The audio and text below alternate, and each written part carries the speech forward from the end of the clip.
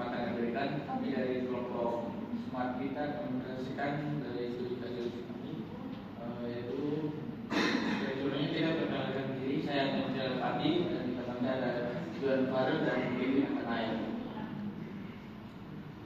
Di sini untuk judul studi kasus itu berarti dalam mendukung inovasi teknologi untuk perdagangan menjangka yang berkelanjutan dan sesuai dengan SDGs. Untuk itu kita untuk latar belakangnya itu peran berjangka komoditi atau PBK berperan penting dalam program Indonesia sebagai instrumen induk nilai investasi. Untuk ini sekarang ini BPD bertugas mengawasi BPK, bukan lagi bukan lagi OJK. Terus perkembangan teknologi ini membuat tantangan sekaligus peluang seperti inovasi digital yang meningkatkan transparan dan aksesibilitas. Nah, untuk BPD sendiri ini kita ada cantumin yang terhubung itu ada SDGs nomor 8, 9 dan 12, yaitu untuk nomor 8 itu pertumbuhan ekonomi dan lapangan kerja, yang untuk SDGs 9 itu tentang industri dan inovasi, SDGs 12 itu konsumsi dan berkelanjutan. Untuk lokasi studi lapangannya itu di Kementerian Perdagangan Republik Indonesia, yaitu di BUMD. Untuk narasumber utama itu Tirta Karno Sejaya, dan di sini kita belum wawancara karena untuk jadwal wawancaranya itu dijadwalin setelah libur Lebaran. Untuk yang narasumber kedua itu dari Brian Gandarasa dari mahasiswa itu dan Tam Sukriya. Untuk narasumber tiganya itu Benedictus Joshua mahasiswa, kita melakukannya dengan Zoom meeting. Untuk yang narasumber keempat kita dari Alensia Theodora Sugianto mahasiswa juga, kita melakukan melalui Zoom meeting. Untuk kelompok wawancaranya itu kita ada 4, yaitu kemampuan cetak BPD dan peran dalam perdagangan berjangka. Yang kedua, inovasi teknologi dalam perdagangan berjangka dan berbagi. Ini evaluasi keberhasilan BPD dalam mendukung inovasi teknologi. Yang keempat, tantangan dan hambatan dalam beregulasi teknologi perdagangan berjangka. Untuk selanjutnya yang dijelaskan teman saya.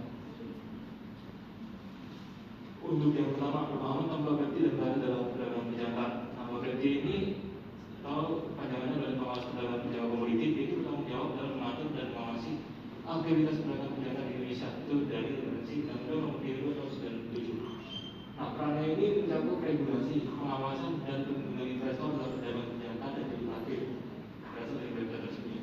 Pentingnya investasi yang logis dan legal dalam perdagangan berjangka serta perlunya literasi untuk mencegah investasi legal dari individu keluarga dan hukum. Pada pakai ini, keberadaan BPD memberikan kepastian hukum bagi pelaku usaha dan meningkatkan kepercayaan masyarakat terhadap perdagangan berjangka. Namun, tantangan dalam pengawasan transaksi digital masih harus diatasi untuk menghindari proteksi penyalahgunaan. Kemudian yang kedua, inovasi teknologi dalam perdagangan berjangka dan peran BPD. Nah, BPD ini mendukung digitalisasi perdagangan berjangka dengan pengawasan berbasis teknologi untuk meningkatkan transparansi dan efisiensi.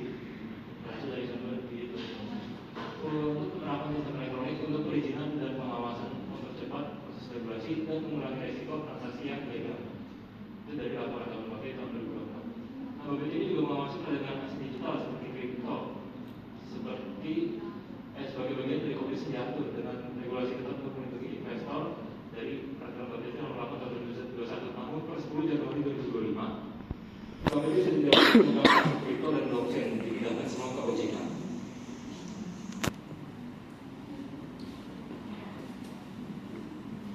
Untuk yang kedua, evaluasi keberhasilan BPD dalam mendukung inovasi teknologi. Pertama itu regulasi digitalisasi perdagangan berjangka membantu meningkatkan transparansi dan perlindungan investor. Ini dari bibit nomor 3 yaitu kepala BPD. Lalu sistem perizinan dan pengawasan elektronik mempercepat proses regulasi dan meningkatkan efisiensi pengawasan. Ini dari laporan tahunan BPD tahun 2024. Ketiga, tantangan dalam regulasi aset digital dan perdagangan online masih perlu disempurnakan untuk mengatasi risiko investasi ilegal. Keempat, tantangan dan hambatan dalam regulasi teknologi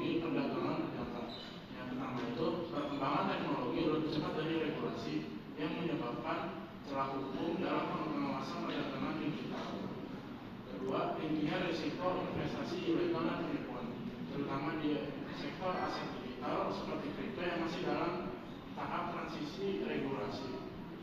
Ketiga, kurangnya literasi teknologi di kalangan pelaku usaha dan investor membuat adopsi regulasi digital berjalan lambat.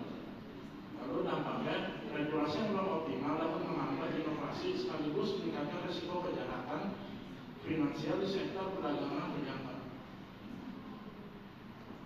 Kesimpulannya, Bapepti berperan penting dalam mengatur dan mengawasi perdagangan berjangka guna memastikan transparansi dan perlindungan investor. Kedua, Bapepti telah berupaya mengadopsi teknologi dalam sistem pengawasan dan perizinan, seperti yang tercermin dalam laporan tahunan 2024 dan peraturan nomor 8 tahun 2021. Inovasi ini meningkatkan efisiensi dan transparansi, khususnya dalam pengawasan aset digital seperti kripto.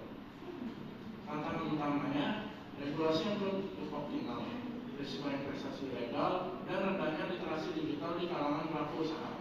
Solusinya adalah penyempurnaan regulasi, edukasi investasi yang aman, serta kolaborasi lintas sektor untuk menciptakan